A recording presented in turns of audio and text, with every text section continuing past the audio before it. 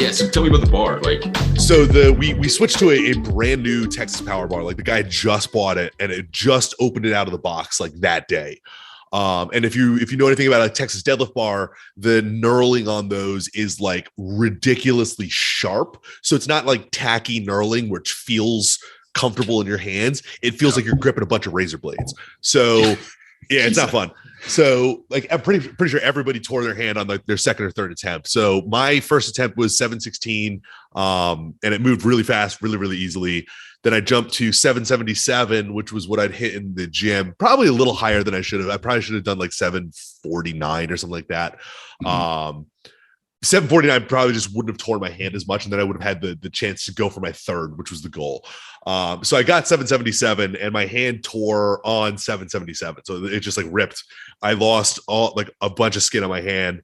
And then in powerlifting, what you're going to do after you tear your hand is you're just going to take a bunch of super glue and pour it into the wound and flatten it down. And then you're going to pack a bunch of chalk on top of it. So then you have like a little bit of extra grip, and then you're going to go take your third attempt. Cause like if you hit your second, you're not going to skip out on your third attempt, especially like my second attempt moved really well. So I was like, okay, cool. So I'm going to drop my third from 810 to 804, and I'm going to go give this a shot. Cause it's like, I feel like I should be able to hold on to this, drop it a little bit, should be able to get get through the lift and get through it. And I got 804 to like almost locking out before my hand ripped again. And it opened up. And like one of my friends was the head judge. And she came up to me afterwards because I was the last lift of the day, the very last one. She came up to me afterwards and she goes, I just want you to know when you're pulling that 804, your hand spurted at me. And I was like, oh, I'm sorry. Apparently, so like because I didn't even know how bad the tear was on my second attempt, but I was just like walking around with my hand, and I was just like, because I talk with my hands, so I'm very animated, and I was just like flinging blood at people, and I didn't know, and they were like, yo, you gotta like look at your hand. I looked at it, I was like, oh shit, and it's like all down my forearm and everything. I'm like, oh fuck, okay, I gotta go take care of this. Right. So that was fun. Jeez, man. So like, did it just rip all your calluses off essentially? All of them gone. Yeah, all of them. Yeah, that's gnarly. Like, I got it. I mean, I hit the lockout. I got it. The lift counted, so it was okay. So it counted on the 804? No, 804 did not count, unfortunately, because I dropped it before. I dropped it before the I got to lockout, but my 777 was fine, where I did tear it originally. Yeah. Damn, dude, that sucks. So yeah, it's a pain. You're obviously going to come out with a hand injury prevention program. 100%. In an 100%. It's going to be a steel brush. We're just going to be brushing the shit out of your fingers 30 minutes a day, every day. There you go. Right. Yeah, progressively overloaded. We go from like a Brillo pad to like an actual like wire brush and everything like that. As we go $79. Exactly. Exactly. And then no support. Like you're on your own after you buy it. Like, none. You buy the book, fuck off. I don't want to talk to you ever again. I never want to talk to you again. Exactly. That's how it works, right? Well, anyways, now that we've already kind of talked about your lifts and all that, on the show today is Matt Domney. Thank you for coming on the show, man. We'll now give this you was a risky move for you, by the way, because I'm like the public enemy number one of like a lot of these crowds. So inviting me on is like, you're cementing your exodus. I mean, you know what? It is what it is. Like, there's a lot of people out there. I'm ready to get out of the bubble at this point. Like, you know, how many people are on? I think there's more people on Instagram than there are people on Earth or something like that. Because there's a bunch of like saw a stat of something about that where like multiple people have multiple accounts and people and like things like that'll happen. So like that would not surprise me. Exactly. So you know, I mean, there's a lot of fish in the sea. So exactly. We'll be fine. Like, exactly. I'll take my exit and we'll see what happens. But yeah, Matt, like if you don't mind, just give us a quick like rundown, give us the elevator pitch, who you are, all that stuff, and then we'll dive in. So I'm the training director at Compound Performance. We're a remote-based company where we do a bunch of continuing education, coaching, and just mentorship for anybody who wants to improve their craft. So my primary avenue that I explore and that I work with people on is program design, exercise selection, a little bit of biomechanics stuff, but mostly program design, because that's where I get a lot of like my personal enjoyment out of, and that's where I feel like I have a lot to add. So I go through a lot of program design components with people. I coach a bunch of powerlifters. I am a competitive powerlifter myself. I own a garage gym, and I co-own the gym the shirt that I'm wearing today for 21st Barbell. So I'm one of the co-owners of that gym as well.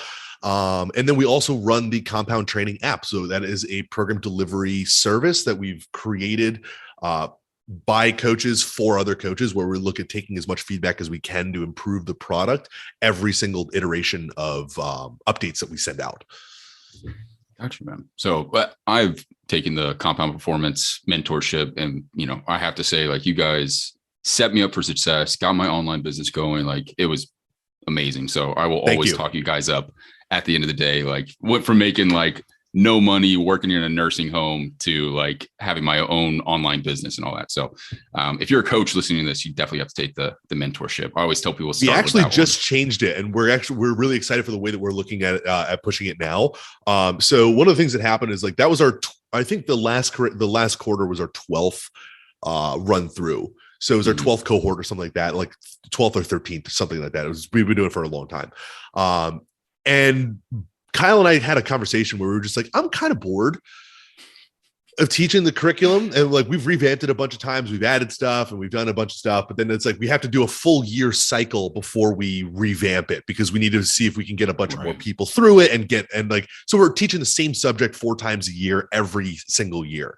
It was getting a little boring. So what we decided to do is we were benefited with a relatively small and cohort in the last quarter that most of the people were not US based. So there weren't many people who were joining the calls. So we just recorded all the materials.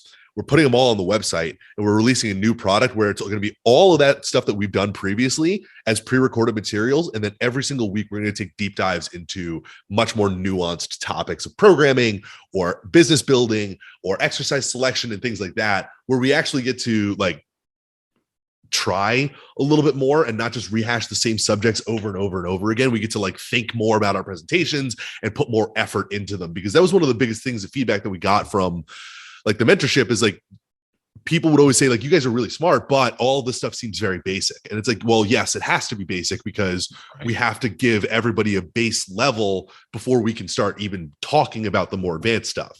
So now we're starting to bring out the more advanced stuff, and we're just like, you know what, fuck it. We're just gonna make all that shit pre-recorded. We're going to go deep into a lot of this stuff, and it's going to be a lot more fun.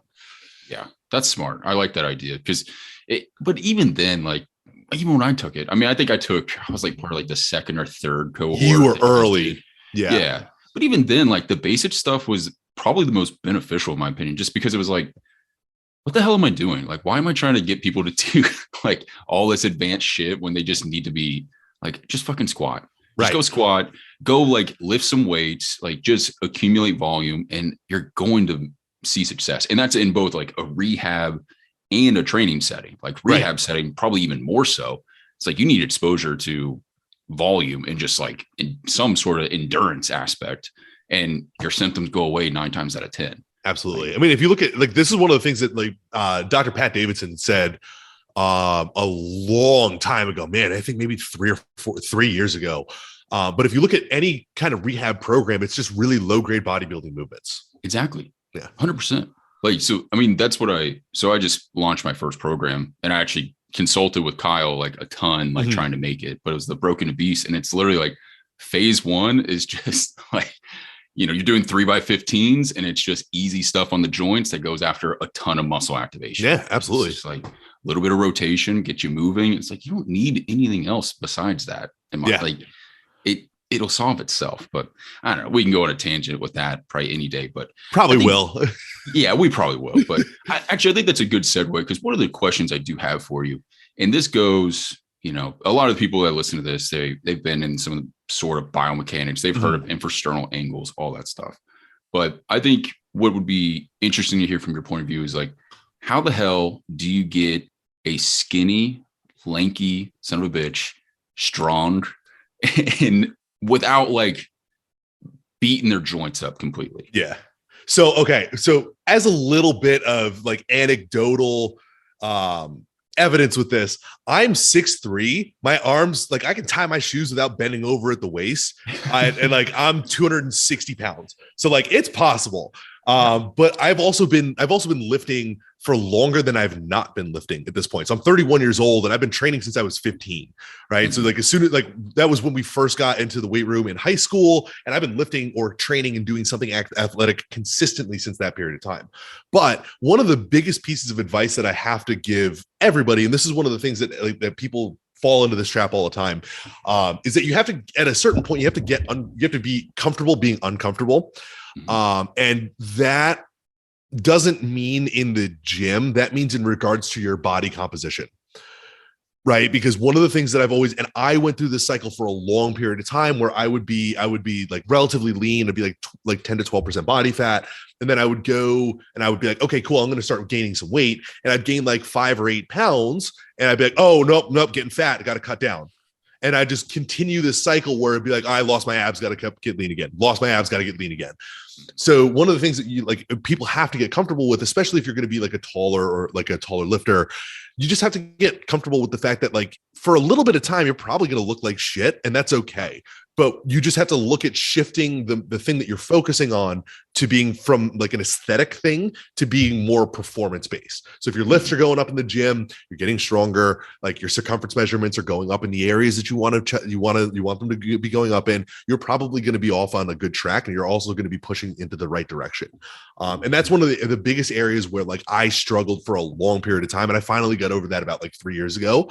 And that's when I put on 40 pounds since then, because I was just like, okay, cool. Well, here's what I'm doing. Like my bench is actually doing pretty well. So I was like, okay, I'm not going to cut again until I bench 500 pounds.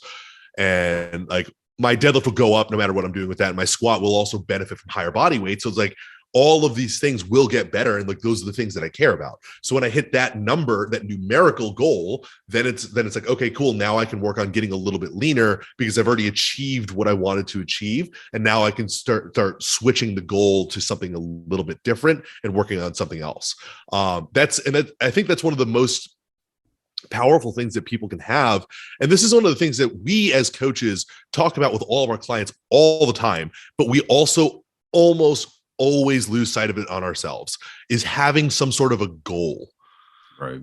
Having some sort of a goal is going to be like a tangible goal is going to be the most important thing that we can do in training. And we know this because we talk about this with our clients all the time, but then we lose sight of it ourselves because we just like to train. So I like to train, therefore I'm just going to go train. I don't have to train for anything because I enjoy the process. But we also forget that the process needs to be directed towards a goal and towards a target. Otherwise, it's just going to be random and chaotic, and I'm not going to really progress on anything because I'm going to be able to just move that goalpost every single time I go into a session and something doesn't go the way that I want it to. Where it's like, oh, I'm feeling a little bit weak today, so I'm going to start going through like a bit more of a strength program. Oh man, now like my endurance is getting a little low. I've been in the strength program for 2 weeks, and yes, I know the SAID principle says that as soon as I start focusing on something different, other qualities are going to down regulate. But my cardio is a little shitty now. So now I'm going to start working on some cardio and adding some cardio in.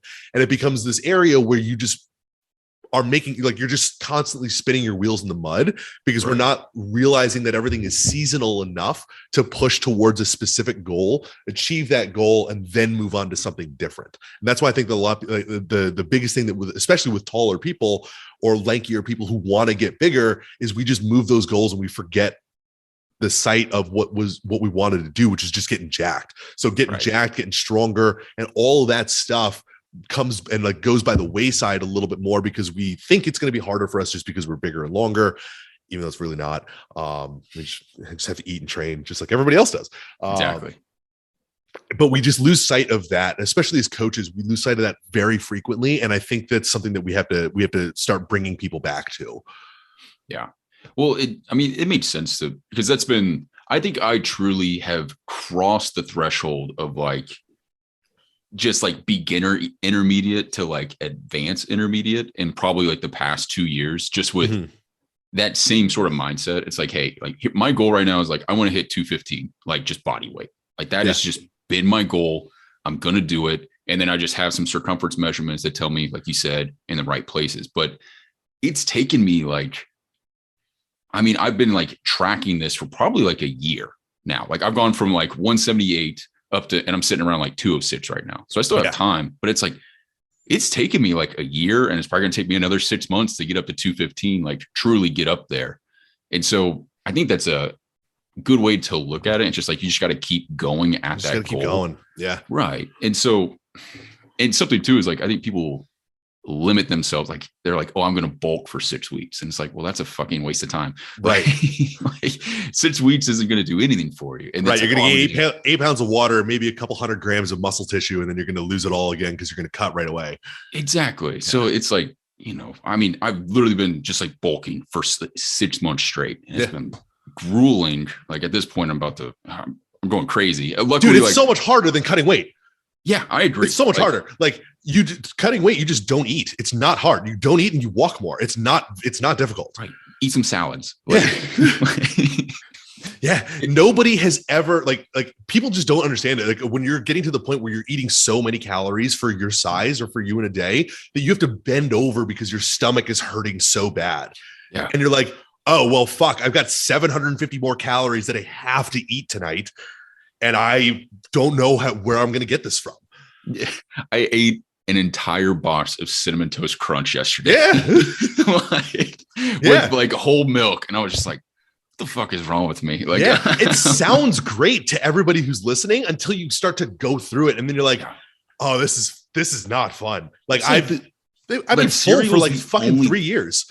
Yeah, exactly. Like it's terrible. And that's, I'm ready for a cut. Like my body's like, eat some salad, like do something. And I'm like, I can't yet. Like I'm almost there. And I don't know. It's definitely tough. But I think to anyone who's listening, like I think you have to stick with it for 6 months. Like honestly, like 3 months, maybe minimum, but 6 months is like where you're really going to hit and just staying consistent, probably with the same exercises for that 6 month span. Like I think that's a big part too.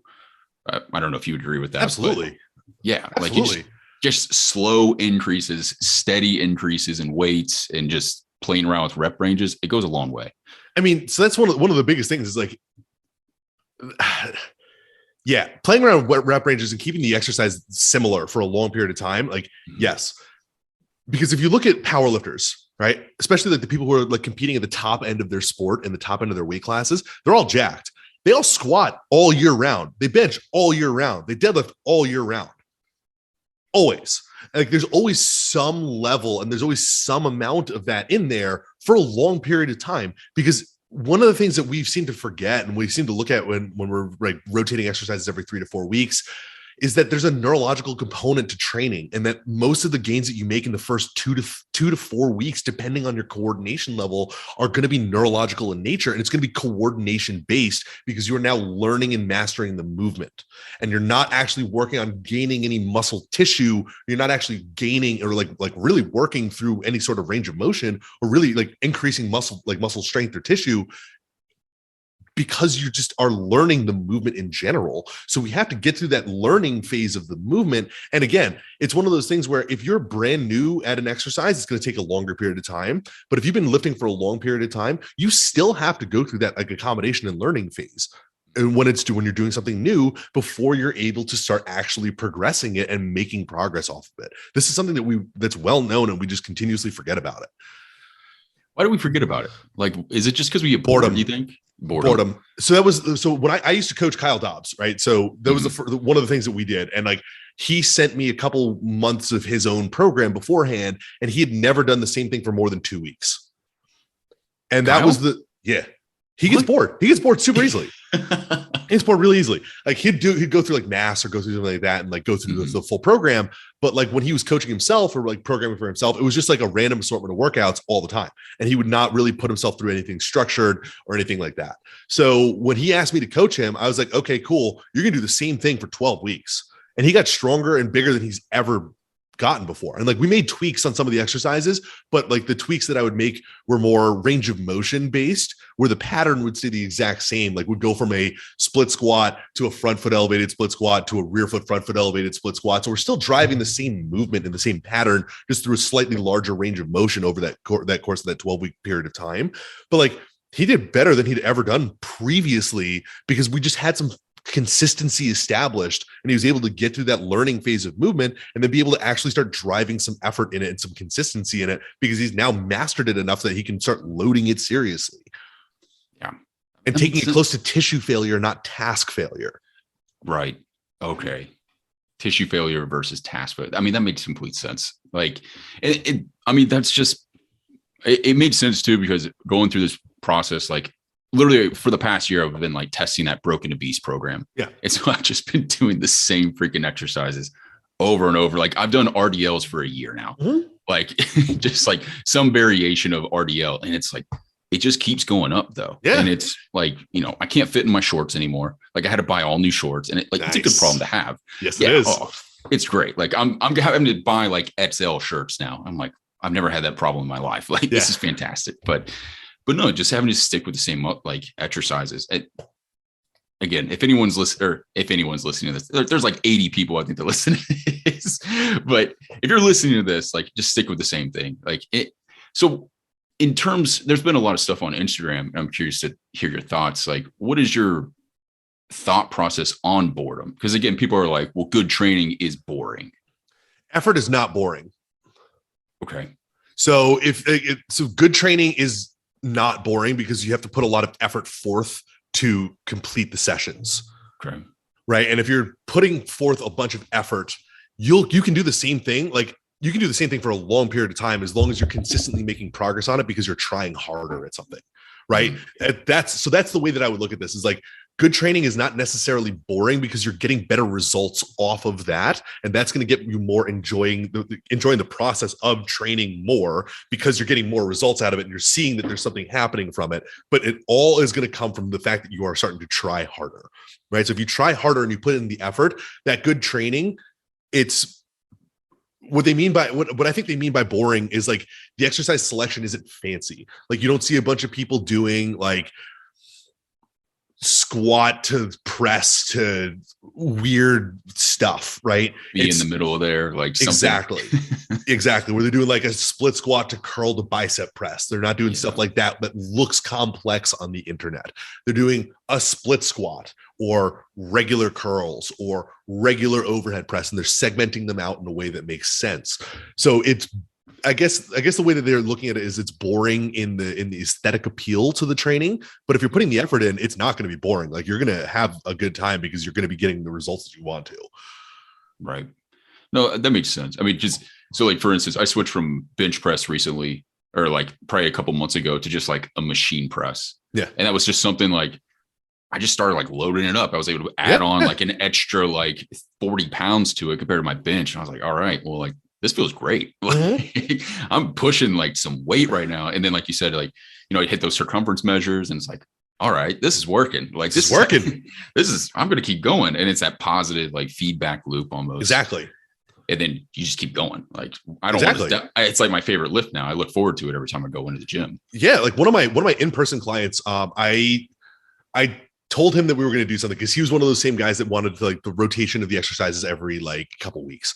Mm-hmm. And I looked at him and I was like, Mike, like your upper body is just like weak. And one of the things that we're going to have to do is I'm just going to have to like stage you through a dumbbell bench progression where like, we're just going to dumbbell bench for the next 8 months. Yeah. And he was like, what do you mean we're going to dumbbell bench for the like, next 8 months? He's like, that sounds boring. I was like, yeah, we'll vary other things, but this is going to be like our main movement of your upper body pressing session. So we're going to just take this from like sets of 15 and we're going to bring this all the way down to like sets of 5 and 6. Mm. And I got him from doing like 30s for 15 all the way up to doing 90s for 5s. And now he's doing and now when we go back to 15s, he's doing 15s with like 50s. So it's like he got significantly stronger doing everything that he was doing previously. And now he's doing 90s for sets of 10. So it's like, we've kept that movement in forever. And we've just recycled that rep scheme. And it's one of those things now where like he looks forward to dumbbell benching because he's like, oh, we're going to max out the dumbbells today, right? And I'm like, yes, so we are. And we're going to go for as many reps as you can. And if you start hitting double digits, we're going to have to start figuring something else out to do because like you're getting too strong for what I've got. Right. How long did it take him to get to that point? Was it about 6 months? See, about 6 months where we did like a month of 15s and a month of 12s and a month of 8s and then a month of 10s, month of 8s, month of 6s. And then like, he just got so much stronger going through all of that stuff. It was about 6 months ish. Gotcha. So in terms of like, and that made sense too, when I'm thinking about like accommodation. So you're talking about task and all this stuff. It's like, all right, you start getting used to it. And then you actually start to build the muscle and everything. And that's something I find people, they'll hit these different exercises. So say like a dumbbell press, and then they're like, oh, my shoulder hurts. And it's like, well, maybe you just need to spend a little bit longer. Like there hasn't been like enough accommodation that the tendon or the connective tissue around that press. Like you just need to spend like, dump the weight down a little bit, up the reps, and then just see what happens. I don't like, is that something that you would agree with? Or I would agree with that. And I also agree with starting to play with tempos above pain threshold. So one of the things that I like to do with that, when I'm doing things with like a rehab client, like I have a remote client who had a shoulder surgery in October or November. And we just hit a bench PR the other day. And one of the things that we were doing is like within 6 weeks, he was hitting dumbbell bench and floor press PRs. Right. So what we'd done with him within 6 weeks of that program was like just a bunch of like eccentric tempos, isometrics, pausing right above the pain threshold, slowly starting to work on pushing range of motion week to week as he was comfortable. And again, it's one of those things too, where we're taking what's there on that particular day. So if his shoulder was hurting a little bit more than normal, I would just have him cut the range of motion higher than he'd do before. And hold in that position. And then it's like, okay, cool. Well, you're still going to get some benefit out of this, and you're still going to get work out of this, because we're just going where that's no longer like a pain, like causing you pain. And the number that we set for him was like, I don't want it to be more than a 6 out of 10. So if it's less than a 6 out of 10, you can go and you can push a little bit more. And it's like, as soon as it starts creeping up like 4, 5, 6, we're going to stop and we're going to cut that range of motion a little bit more. So it's one of those things too, where like exactly like you're saying, you just need to accommodate to it a little bit more. And the ways that you can accommodate it, you can just drop the reps and go for more volume if you want to just train it through a fuller range of motion, or you can just pause it and do a bunch of tempo work around that pain threshold to give you that neurological like sense that it's okay to get into that range. Yeah. Well, and I mean, it takes like 8 weeks minimum for, tendon connective tissue to truly adapt. Yeah. So again, like pain is, in my opinion, more of a warning, especially in that situation where it's like someone's shoulders got cut up. Like, the body's a little freaked out, like rightfully so, but it just needs some time to just build some, oomph around it, I guess. Yeah, absolutely. So to kind of pivot this a little bit. So, I appreciate you helping out the skinny folks out there and that whole process. I am curious because I think I heard that you grew up like in martial arts. Correct. Yeah. Do you still practice? No. So that was one of those things where I started training when I was 4 and I stopped when I was 24. Right. So I had 20 years in martial arts. Mm-hmm. That is a full career for the majority of people in work. I'm done. Yeah. I'm done. I'm so burnt out on it. Like I tried to go back to it when I was like 26, 27, 28. Like I went back and done like a couple jiu-jitsu classes and things like that. And it's just one of those things where I competed at a very high level when I was training and when I was competing. Right. Mm-hmm. I trained at one of the top schools in the country in New York City.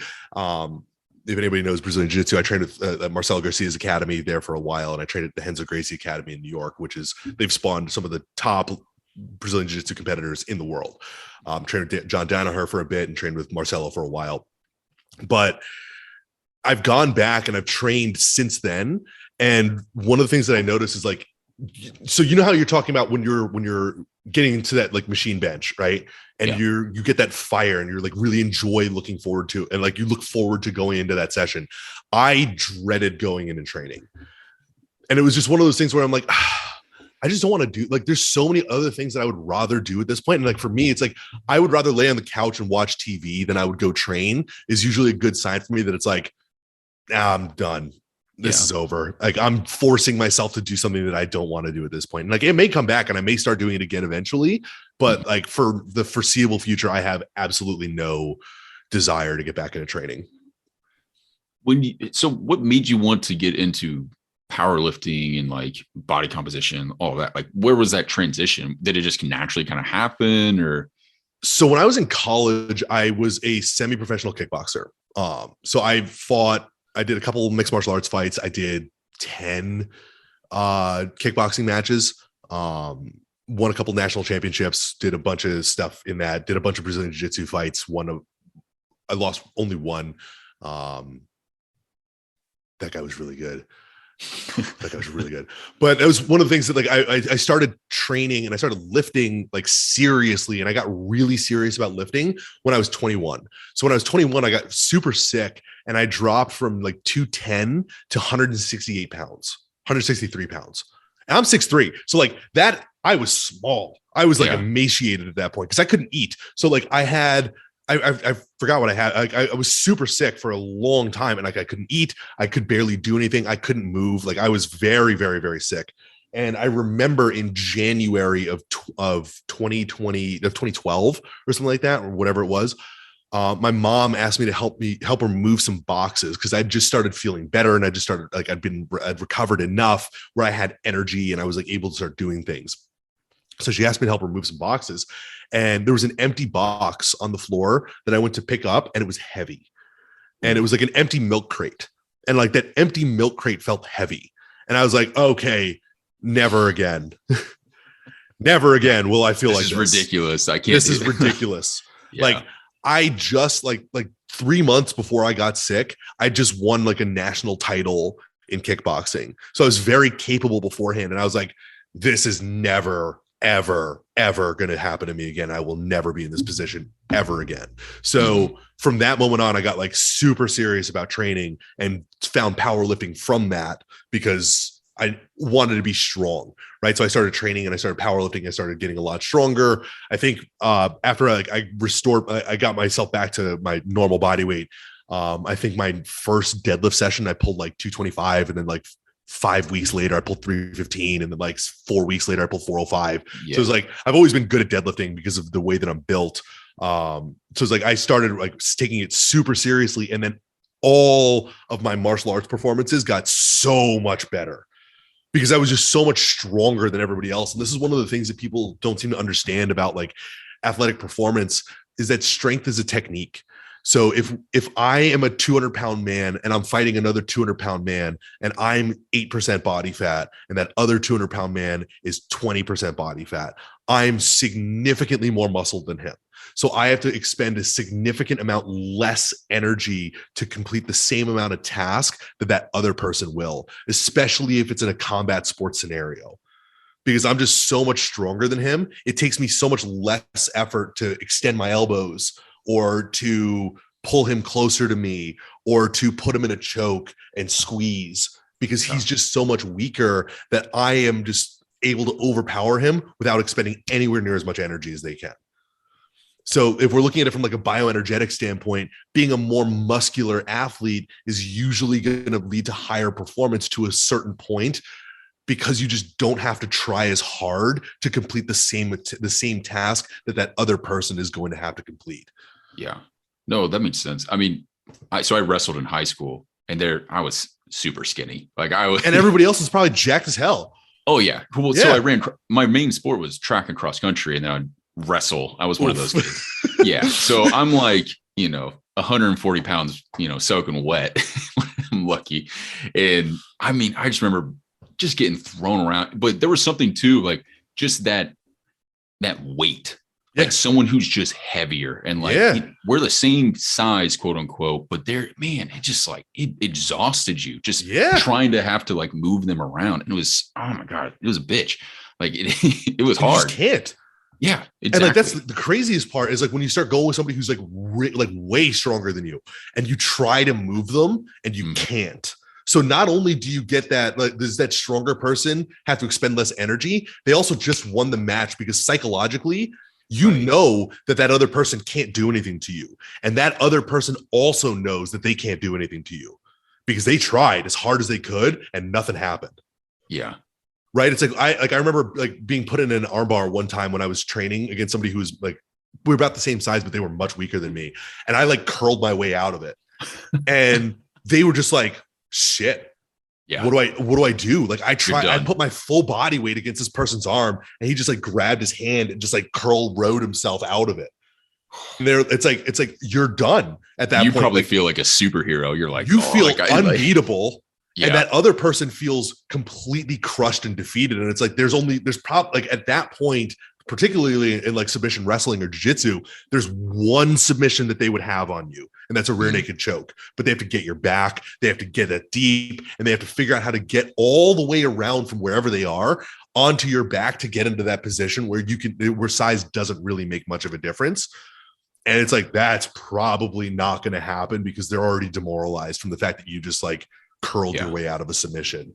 Yeah, mentally they're checked out. Like, they're done. There's no coming back from that. None. Dang, man. Do you think there's a specific, like, per your height that you should have like, especially maybe like we'll say for like combat sports or even like powerlifting? Is there a certain amount of muscle mass that, like, say, like, you know, I'm 6 foot. Like, what would you expect to be relatively competitive in, say, jiu-jitsu and be good? Jiu-jitsu, probably about 220. 220. Powerlifting, 275. Wow. So like I'm on the way to try to get to 308 because I'm 6'3". God. So to compete and be a competitive powerlifter, I'm gonna have to be about 300 pounds and be pretty muscular. Damn. Yeah. That's insane. Yeah. I'm up here just like flirting with 200. You're talking about 300. I'm like, Jesus Christ. It's gonna be a fucking bear to get there, man. I don't expect to get there until like mid-year next year. Really? Yeah. How many calories do you have to bring in for that? So one of the things I'm doing with that right now is like, and this is one of the things that I end up having to do. So like I maintain weight on about 4,400 calories a day. Okay. So I stay at 260 at 44. Mm-hmm. So for me, I can't eat much more than that. Like, that's so much fucking food. Yeah. So for me, what I end up having to do is I have to downregulate activity outside of training. So I'm trying to take under 8,000 steps a day, because other than that, it's like if I start taking over 8 to 10, I have to bump it up to like 6,000 calories a day to maintain, like probably 5,200 calories a day to maintain weight. And it's like, all right, cool. Now I have to put myself in a surplus on top of 5,200 to gain. Right. And it's like, I'm not eating, like, my dinner last night was a small dinner. It was 1.5 pounds of food. And it's like, I'm doing that like 6 times a day. So I'm like, I don't know how much more volume of food that I can eat. And it's like, I'm not even eating heavy foods. Like, I'm putting cheese on stuff, putting like sour cream and things on, like, and like condiments, and like full fat mayonnaise on stuff. And it's like, I'm getting calories from wherever I can. God. And it's like, I just don't know how to eat more than this. Like, I can't. I remember listening to like a Mike Israetel podcast, and he was talking about how he got up. I think he got up to like 280 or 285 or something. And all he was doing was just like chug. Like, all he could do is chug protein shakes. Yeah. Like, he couldn't eat actual food. He would just have like 10 protein shakes in a day, like the mass gainer. And I was like, God damn, it's man. brutal. Like, that's insane. Do you think there's, so one thing I've experimented with is like just trying to make sure I get to the point where like almost like stretching your stomach, like that's a thing. And I think when people like get sick, that's something that really affects them. Cause I can't tell you how many clients I've worked with where they're like, well, I got super sick and I lost all this weight. I want to gain it back. Yeah. And then I'm like, okay, we'll just eat. Like, you need to eat. And they're like, it's hard. I can't. Yeah. And you kind of have to like give yourself like almost like a little bit of, because I just got sick. So we had this podcast scheduled for the week of my meet. So the week of June 12th was when we were originally scheduled for. Right. It's June 29th now. I don't know how quick you are to release them, but I got sick. So I got sick. And when I got sick, I was eating 1 meal a day, and it was maybe like an 800 calorie meal total, like throughout the course of the day. So I lost 15 pounds. So I went from 263 at the meet to 248. Jeez. Yeah. So I lost 15 pounds in 10 days. So the first day that I came back, I was like, okay, cool. I'm just going to eat my normal amount of food. And like, I got about halfway through my dinner and I was like, I literally can't finish this. I'm going to throw up. Right. So what I ended up having to do is like my normal dinner is about 500 grams of rice, 10 ounces of beef, little bit of like cheese just for some flavor, and a little bit of sour cream just for some flavor. And again, calories, I just need those. I don't really care what it is. So it's like it's like a serving of cheese, which is 28 grams, and then like a serving of sour cream, which is 31 grams. So it's like an extra 200 calories from those things. But the majority of it is from beef and rice. And it's one of those things where it's like, I tried to eat that meal the first day back, and I got about a quarter of the way through, and I was like, I can't do this anymore. So the next day I was like, okay, cool. Let me just cut this down to where I was before, where it was about 250 grams of rice, 4 ounces of beef. Then the next day was 350, 6. Then the next day was 400, 7. Now tonight should be a full meal finally. Yeah.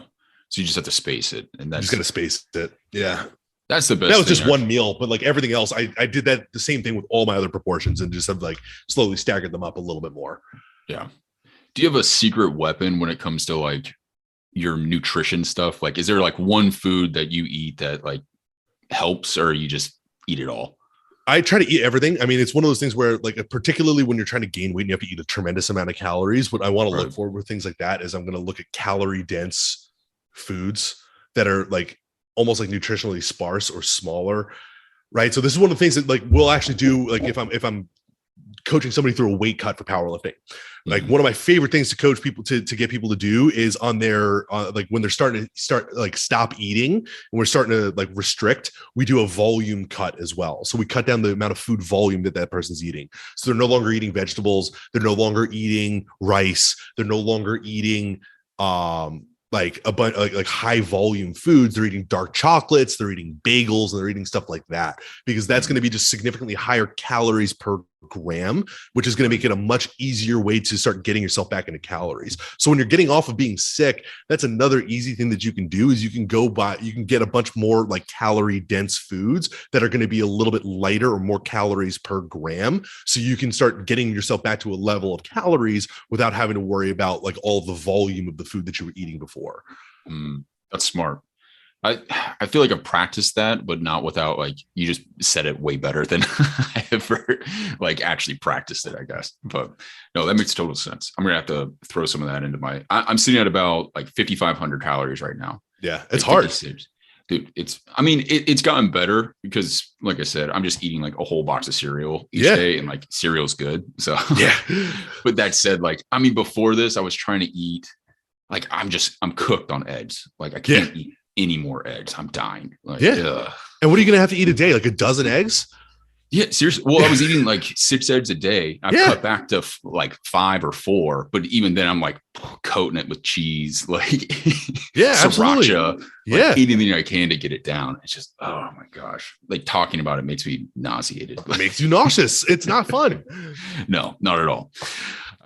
So to get into a little bit more, I guess, biomechanics. Okay. So that way we can put the nail in the coffin with this. Yeah. When it comes to, I guess, powerlifting and everything that you found, because you've obviously had experience with, posture restoration. Yep. Some of these other things. Do you still use that at all? Like, so, or even like bastardized versions of it, I guess. Very contextual. Mm-hmm.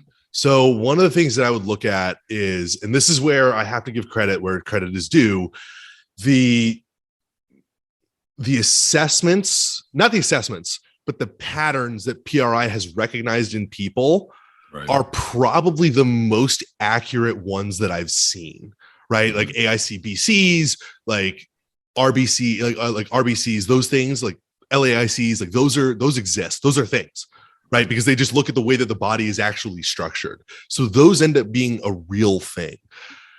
But then they don't, in my opinion, they don't train them the best possible way. Right. So what I'm looking at with this is particularly based off of like the studies that you'll see on most PRI things.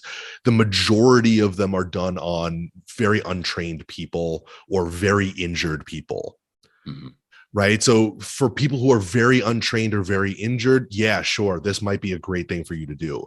But if you're not very detrained and like 70 years old and have never lifted a weight before in your life, or you're not very injured, I don't see benefit in it at all, particularly with somebody who's strong. And like what I mean by strong is completely relative. Like strong in this case would be squatting 50% of your body weight.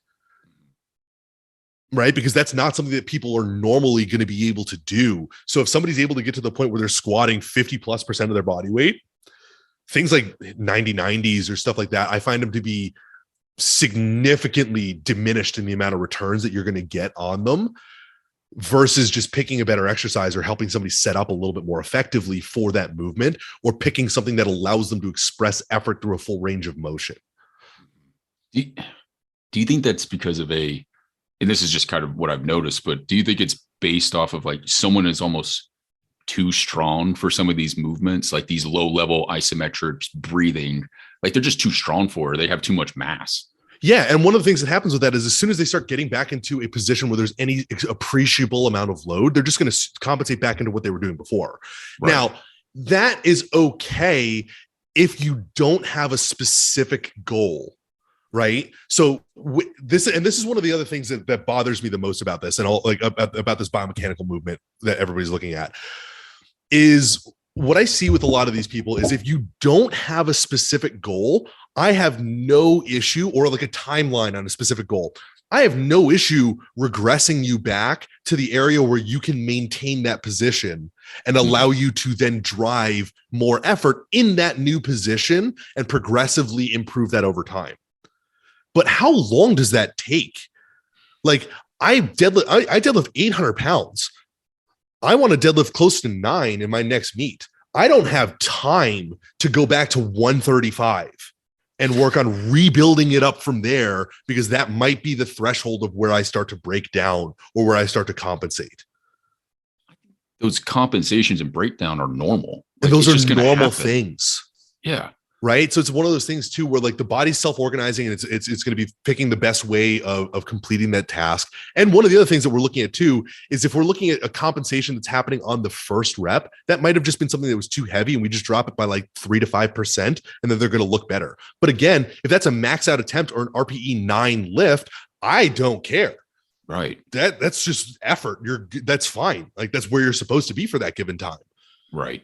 Right. And if somebody's starting to break down under volume and they're starting to break down under that, that's going to be like, so one of the things that the most bastardized term in the industry is movement variability. Everybody looks at movement variability as just doing weird shit. That's not what movement variability is. Movement variability is the intra-set difference from rep to rep in the completion of a given task. So one of the things that we would look at with this is movement variability ends up being a protective measure, because we're starting to recruit new and different tissues to help aid in the completion of said task under fatigue. So if somebody starts off with a very squatty squat and they start to hinge it more on rep 6 of a 10 rep max set, yes, that's great, because they're now starting to recruit posterior chain, spinal erectors, and everything like that, so they can work on completing the given task at the given intensity and the load. Just like if somebody's back rounds when they're deadlifting, or if their hips shoot up a little bit first when they're deadlifting, they're using different strategies to try and complete the movement in a way that's going to allow them to complete the task. And that's what movement variability is really showing us, is that there's multiple different ways to complete a given task. And that as your body starts to fatigue under load and under effort, this is where movement variability kicks in, because we're starting to recruit different tissues to allow you to complete that task and finish that task. Right. Well, and it's like, I think people get lost in this mindset because you have certain people out there who are preaching like, well, each rep has to be exactly the same and perfect and be absolutely beautiful. And it's like, it's not going to, and that's the point. Like, so that was actually really cool. I'm glad you read it. Glad you mentioned that, because there was a study that was done on Yo-Yo Ma, who's one of the most proficient cellists in the world. He's a master cellist, and Michael Jordan. And they did a camera study, or like a high speed camera study, where they were looking at how they were completing the same exact task, and never, ever. These are the best people in the world at their given sport or their given thing. Nothing that they ever did, like when Yo-Yo Ma's hitting a C or like a C sharp on the cello, it was never the same movement twice to get to that same thing. Ever. That's crazy. Ever. So that just reminds me, you play video games, don't you? Mm-hmm. Okay. I can't tell you how infuriating it is, but it happens to me all the time. So it's like you're playing Call of Duty and you just keep running into the same part of the map over and over and just getting slaughtered. Like that's what I imagine, versus like, I'm actually going to switch it up and I'm going to do something different. Like it just, I mean, it makes sense. Like it just, I don't know what it is. I guess it's just because of the way the industry is and perfectionism and social media driving that, because like as soon as you do something that starts to break down slightly, you get a bunch of little like troll comments on your post. It's like, oh, your knees caved in. It's like they moved 2 degrees on a PR. Who cares? Yeah, like I don't care. Like this, like get out of here. What are you talking about? My back rounded by a degree on a 800-pound deadlift. Cool. It was 800 pounds. Like whatever. No, where's your deadlift? Like, yeah. Come on. I mean, but I do think it kind of goes deeper to some degree. Like I think culturally, like in just like Western cultures, like there's this drive for like perfectionism, and it's just been bastardized. It, especially with social media and lifting, which is also something that is centered around like, you know, looking good and like looking perfect and all these different things. And it's just like, we got to get over ourselves at the end of the day. Like this stuff is, it's normal to like have variability and let your knees cave in here and there, or your PR looks like shit sometimes. Like, I mean, it's just the completion of a task, right? So it's just like, and this is one of the things where like I talked to you about this a little bit in DM.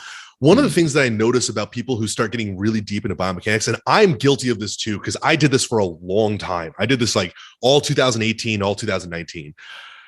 Instead of focusing on the given task, I moved the goalpost. Right. And this is one of the things that I find a lot of people do is they just, when they start getting deep into this stuff, instead of focusing on the stuff that they were originally focusing on and the stuff that they cared about originally, or still claim to care about, we move the goalpost to something different, where I'm now looking at, okay, yeah, my squat has gotten weaker, but my hip extension is now improved by 2 degrees. Or my shoulder extension is now improved by 3 degrees, or my shoulder internal rotation is better. Yeah, no, I've gotten significantly weaker, but this metric is better. So I know that eventually I'm going to be stronger. It's like, no, you're not, because you shifted the goalpost and you've now shifted the goal away from training and towards building the test. So one of the things, and like this is one of the correlations that I see all the time. People bitch about the United States education system all the time, where we're now teaching kids for the test and we're not teaching kids to critically think. We're not teaching kids to learn, right? We're not teaching them how to learn. We're not teaching them how to be curious. We're teaching them for the specific standardized test. And then they're forgetting the test and they're forgetting the material and moving on. So why the fuck are we doing that with training? Because we bitch about that all the time with education. Like we got everybody I talk to is like, oh, like these new generation of kids is so dumb. They only know the stuff that's going to be important for the test, and then they forget about it immediately. Like they forget math, they forget cursive, they forget all this other stuff.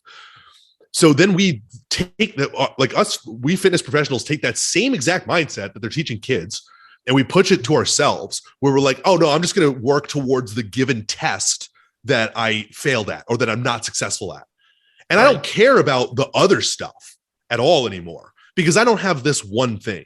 So I need to work on this one thing before I start moving on something else. And again, it's like I said, we just shift the goalpost further and further away from the thing that brought us to training originally. And we shift it to things that don't add value to our original training goals. And again, the worst part about this is all of us who are listening to this podcast are all very educated in fitness. So the worst thing that we do is we rationalize. And we always do this. We rationalize. Well, I get a little bit of pain in my bench, so my shoulder extension might not be as good as it can. So I can't really lower it down without my humerus the head of my humerus dumping forward. So now what I need to do is I need to work on spending this period of time improving my shoulder extension, because eventually what that'll allow me to do is touch my chest pain-free in a bench press. Or a hip extension. I start feeling my lower back a little bit more when I'm deadlifting, so I know that my hips don't extend to the appropriate degree and I'm not getting them to neutral. So I'm going to spend all this time working on my hip extension so that I will allow myself to deadlift a little bit more and receive less lower back fatigue when I'm deadlifting. But my primary goal has moved from deadlifting more to hip extension. And that's what I mean by we're moving the goalpost, and we're not looking at it as like this. We rationalize that whole thing. And that's one of the things I did that for a long period of time. And I just got progressively weaker. And this is one of the things that I've noticed about all of the people who get really deep into this rabbit hole is they get progressively smaller and weaker and have never achieved anything athletically impressive since they started getting into this rabbit hole. 100%. And like, I know that's going to piss people off, but like, no, I'm with you. So I did that. I've been there. Yeah. I did that with functional patterns and PRI. Like I started, I mean, I used to weigh like, I mean, this was a couple years ago, but I was like 193 when I first started lifting. And then I got hurt and I was like, oh, I need to like completely like deload, do all this stuff, got into functional patterns, did that for 2 years. It took me all the way down to 165. Yeah. And they were like, oh, well, like we'll use sprint metrics. I got slower. Yeah. And I was like, this is bullshit. Like, I can't, like, what are you talking about? This is not helping me at all. It's not helpful. Shit, no. And then I did the same thing. I went to the PRI and I was like, oh, okay, let me get my hip extension. Let me get that. Everything you literally just said. And it was finally just like, screw it. Like, I'm tired of this. I'm tired of these. Train. Yeah. It was like, I just want to train. I just want to pump. Like, that's all I wanted was like, I want to do a bicep curl and not feel guilty about it. Yeah. But as soon as I started doing that, and I was like, I just started shifting my mindset. And it was like, and like you said, it was like, I moved the goalposts to get pain free. And I think the rehab industry and even, segments of fitness have just taken full advantage of this. In which 100%. Yeah. And they just take this mindset and they're like, oh, well, you have to break everything down. You're not allowed to lift this much. You're not allowed to lift at all until you fix all these little things. Like your posture has to be perfect. Yeah. The hip extension has to be perfect. And it's bullshit. Yeah. Like it's just bullshit. Like these people really need to like, so, and it's interesting because when you're talking about like, I don't have the time, I'm trying to deadlift 900 pounds, but I don't have the time to go down to 135. And it's like, I really made that realization working in a nursing home in which there's old people and it's like, it doesn't look pretty, but they literally don't have time. Like if I were to sit there and be like, oh, your squat form's terrible, you shouldn't be doing this, blah, blah, blah. It's like, no, I just want them to move. Like they need to just be somewhat resilient so that way they don't run out of time. Absolutely. And like, this is one of those things too, is like what we want to look at with that when we're talking about time is how do we start making progress in any kind of training? We accumulate volume, we accumulate reps, and we accumulate work that's bringing us close to muscular or task failure. So when we're talking about something like this, where we don't have time, if you have to like work entirely on like rebuilding a 75-year-old squat mechanics, as opposed to just like putting them on a leg extension or a leg press or something like that, where they can just train and they can push a little bit more, you're like the amount of volume that person's going to accumulate is so small. Just like with me, like if I'm going to a 135 pound deadlift, that's not stimulating. That's like, what is that? So like my current max we're putting my max at 804 because I would have done it if I didn't tear my hand. So we're doing 135 divided by 804. That's 16% of my max. What do I how many reps do I have to do with 135 to reach a stimulating level of threshold where I'm starting to actually have to try to maintain position? And then how long do I have to do that for? So it's like when I say we don't have time, it's like that could be a 3-year process. I'm 32. Like I'm 32 years old. Like I'm getting close. Like I'm still progressing, and like strength sports and athletes are going to still be able to progress until like 38ish.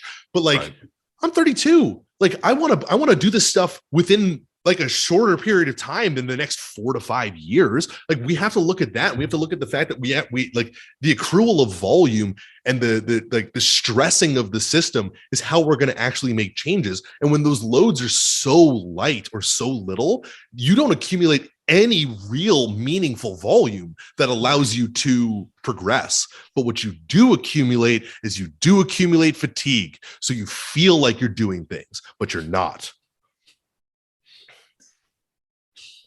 I think it comes down to ego.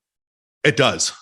Like it's this concept that like our conscious brain is able to like make more tweaks and manipulations to our body when we're literally not in control. Yeah. Like we're not in control of shit. Yeah. Like self-organization is going to run the show at the end of the day, and like external stimulus, I would say. Yeah. Like, and this is one of the things like I talk about with my powerlifting clients all the time is like, if they sign up for a meet, the first thing that I tell them is like, I ain't touching your form at all. We're not touching shit. And they're like, why not? And I'm like, because the more we start focusing on your form, unless there's something egregiously wrong, the more you're going to deload the bar so you can work on mastering that technique. And that is not the goal of a powerlifting meet. The goal of a powerlifting meet is to push as much load as you can. So I straight up tell them, I'm like, the metrics that I want you to look at, and the only thing that I'm going to look at is how fast is that bar moving? Yeah. I don't look at your form at all unless there's something I do, but like, unless it's something egregiously wrong, I'm not touching it. And if I'm touching it, I'm not telling you that I'm touching it. We're just picking different exercises. Yeah. That's smart. I mean, it's the same thing as you said, you know, with like jujitsu. It's like, as soon as you start focusing on that, it's like, you're out of the game. Yeah. You're done. Like mentally, like you're checked out. Like it's not about what the sport is about anymore. It's about what it looks like. And you don't get a medal for having the prettiest looking squat when it's the lightest one. Nobody cares. Last time I checked, that's not a sport. Yeah. You just got to be able to hit depth. Yeah. Hit depth, stand up. You're good. Yeah. That's it. Don't miss the commands. You'll find. You'll pass. Yeah. Well, Matt, I think we're starting to get close on time, brother, but that was a good conversation. I was super thank you for having me on, Kyle. Yeah. Dude, that was awesome. So how about you hit us with where we can find you, any products, mentorships, all that stuff. So you guys can find me on Instagram. That's where I host most of my content. I just got sick, so I'm working. I was on a little posting hiatus because I had nothing to talk about, nothing to do because I was just, sleeping on the couch all day. But my Instagram is mattdomney_CP. Our website is compoundperformance.com. That is where we host all of our stuff. We did, like I talked about in the beginning of the podcast, just reformat and relaunch the mentorship. It's now no longer a mentorship, right? So it's our 40 plus hours of pre-recorded material that brings you through all of the basics and gives you a solid foundation. And then every single week, we're going to be going deep into certain aspects of programming or training. And we've got our curriculum built out for the entire year. So we know exactly what we're going to be presenting on for the next full year. And we're still adding to that every single week. So we have a rotating schedule where Kyle will present one week, I'll present the next week, Craig will present a week after, Dean and Jeb will present on net nutrition the week after. We're going to get guest presenters in. We have a live Discord where if I look at the threads that we've got training talk, we got strength sports, we got lifting shit, we got testimonials, we got marketing, we got training rants, we got lounge, so no fitness talks. We got a thread for memes. So if people are posting memes and shit like that, we can post them to social media, give them some credit. We got everything that we want to talk about in this. It's going to be a lot of fun, and I'm really looking forward to this new one. Nice, man. That's awesome. I'll have to look into that actually, because I'm bored as hell with my Con Ed. So, and like the biggest thing that we wanted to do is, so one of the biggest pieces of feedback that we've always gotten is that we've connected so many people who never would have known each other. Like USPA Nationals was in May. And I had 4 people who've gone through the mentorships, who've gone through like programs of mine or programs of Compound Performances, who all met up from that at USPA Nationals. And then the same thing at Raw Nationals for USAPL. And like, they all like sent me pictures and stuff like that. And they're like, never would have known these people. Like, these are some of my best friends now. Like, I never would have known these people if it wasn't for you guys. So that's awesome. One of the biggest things that we want to do with this now is like moving all of this stuff to our community Discord, where we're just letting people network. We're letting people make friends. We're letting people like, we've had so many people who've gone through the mentorships and have gotten jobs from other members of the mentorship who own gyms. So we want to start doing all of that shit and just allowing that to be something that never ends and that never closes. So now this is like open forever. Exactly. And so we want to really like lean into that and really continue to do that, because that's one of the things that we do really, really well, I think, is we talk to people. We do a good job of building community. So we want to work on just really doing that at a low cost way, where we're still providing a ton of educational content and value, but we're also giving people a hub where they can communicate and make new friends and meet new people. Yeah, totally. I still talk to, because I remember there was like the groups that you guys threw us in. Yeah. I still talk to my partner, Joel. Like, absolutely. I still send him memes, all kinds of stuff all the time. So yeah, he was saying you guys play video games together all the time too. Oh yeah, man. We sit there and play Call of Duty when we were playing Call of Duty and all that. So yeah, for sure. That's awesome. Well, hey, Matt, thank you so much. And we will see you all in the next one. Thanks a lot, man. Have a good one.